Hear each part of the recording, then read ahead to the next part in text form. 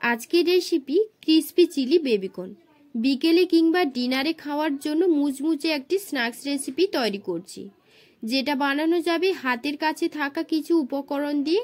খুবই কম সময়ে স্ন্যাক্সটি বানিয়ে পরিবেশন করতে পারবেন, আর খুবই কম উপকরণ দিয়ে বানিয়ে নিতে পারবেন একদম রেস্টুরেন্ট স্টাইলে। রেসিপিটি ভালো লাগলে লাইক করবেন এবং ফ্যামিলি ও বন্ধুদের সাথে শেয়ার করবেন।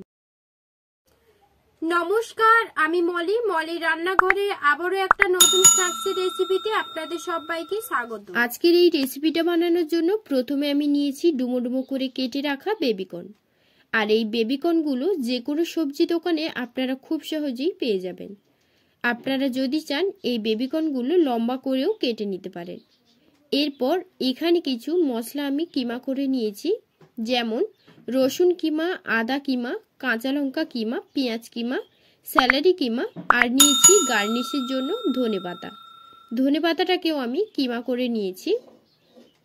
এরপর বেবিকর্নগুলো সেদ্ধ করার জন্য কড়াইতে 2 কাপ জল দিয়ে হাই ফ্লেমে গরম করে নিয়েছি।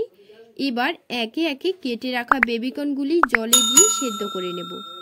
আচ্ছা, এখানে একটি কথা আপনাদের বলে রাখি, বেবিকর্নগুলো না বেশি সেদ্ধ করার কোনো দরকার নেই। মোটামুটি 10 থেকে 15 মিনিটের মতো সেদ্ধ করে নিতে হবে। প্রায় 80% মতো আমি সেদ্ধ করে নিয়েছিলাম। এবার সেদ্ধ করে রাখা বেবিকর্নগুলো জল ঝরিয়ে একটি পাত্রে নিয়ে নেব।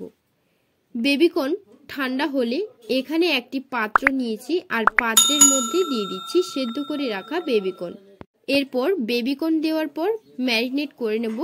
তার জন্য প্রথমে দেব 2 থেকে 3 চামচ পরিমাণে কর্নফ্লাওয়ার, 3 থেকে 4 চামচ পরিমাণে দিচ্ছি ময়দা, স্বাদ মতো দিচ্ছি লবণ, আর দেব টেস্টের জন্য দিচ্ছি হাফ চা চামচ হোয়াইট পেপার।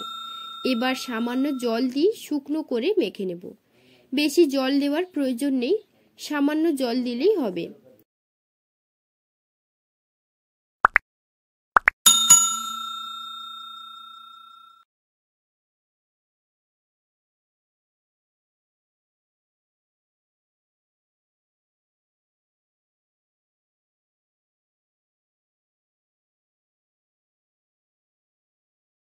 এবার একটা একটা করে ভেজে নেব।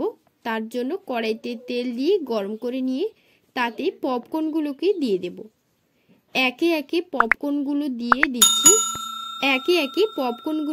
দিচ্ছি। একেবারেই সবগুলো ভাজবো না, হাফ হাফ করেই ভেজে নেব। পপকর্নগুলো তেলে দেওয়ার পর ফ্লেমটা প্রথম থেকে ভাজা হওয়ার শেষ পর্যন্ত কিন্তু ফ্লেমটাকে লোতেই রাখতে হবে, তাহলে কিন্তু মুচমুচে ভাবটা থাকবে। মোটামুটি 10 থেকে 15 মিনিটের মতো লো ফ্লেমে খুব ভালো করে ভেজে নিয়েছিলাম।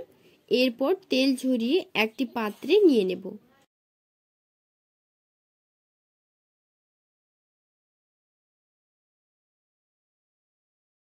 আর বাদবাকি পপকর্নগুলো সেম প্রসেসে ভেজে নেব।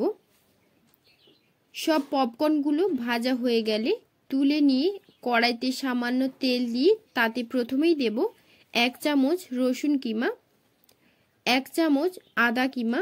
এবার আদা ও রসুনটাকে ভাজা ভাজা করে নিয়ে দিয়ে দেব স্যালারি কিমা। তারপর আরও কিছুক্ষণ নেড়ে চেড়ে দিয়ে দিচ্ছি 1 চামচ কাঁচা লঙ্কা কিমা, 3 চামচ পরিমাণে দিচ্ছি পেঁয়াজ কিমা। তারপর প্রত্যেকটি মিশ্রণ কষিয়ে নিয়ে দিয়ে দেব হাফ চামচ হোয়াইট পেপার।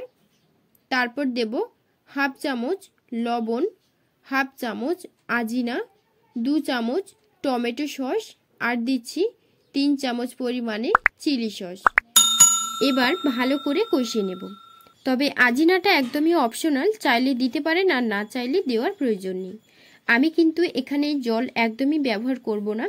এবার ভেজে রাখা পপকর্ন দিয়ে প্রায় 5 থেকে 7 মিনিটের মতো নাড়িয়ে নিয়ে ওপর দিয়ে ধনেপাতা কুচি দিয়ে মিশিয়ে একটি সার্ভিং প্লেটে তুলে নেব। আর সার্ভিং প্লেটে নেওয়ার পর ভালো লাগার জন্য আরও সামান্য ধনেপাতা দিয়ে দিলেই ক্রিসপি চিলি বেবিকর্নটা আমার একদম রেডি। ছুটির দিনে কিংবা স্পাইসি জাতীয় খাবার খাওয়ার মন চাইলে রেস্টুরেন্টে না গিয়ে আজকের এই রেসিপিটি বানিয়ে দেখতে পারেন। রেস্টুরেন্টে গিয়ে হাজার হাজার টাকা খরচ না করে কম খরচে হেলদি জাতীয় একটি রেসিপি বানিয়ে দেখতে পারেন, আর খেতে হবে দুর্দান্ত। রেসিপিটা কেমন লাগলো অবশ্যই একটা কমেন্ট করে জানাবেন, আর ভালো লাগলে লাইক দিয়ে বন্ধুদের সাথে শেয়ার করবেন। আর পরবর্তী ভিডিও আপনারা কি দেখতে চান সেটাও কিন্তু একটা কমেন্ট করে জানাতে পারেন। এরকম ভিডিও আরও দেখার জন্য আমার চ্যানেলটিকে সাবস্ক্রাইব করে রাখবেন।